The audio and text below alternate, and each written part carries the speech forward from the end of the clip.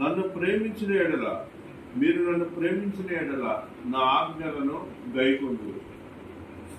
ప్రార్థన చేసేటువంటి వానికి ప్రార్థన చేసేటువంటి వానికి తప్పకుండా ఏముండాలంటే ఆయన ఆజ్ఞలను గైకొనే మనసు ఉండాలి.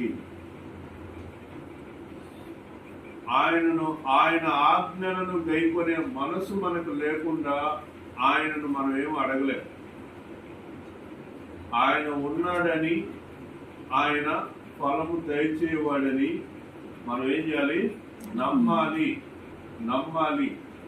కాబట్టి నమ్మటం అనేటువంటి దానికి ఇంకొక అర్థం మనం ఇక్కడ ఏం చూస్తా ఉన్నామంటే ఆయన ఆజ్ఞలను గైకొనుట అనే విషయాన్ని చూస్తున్నాం.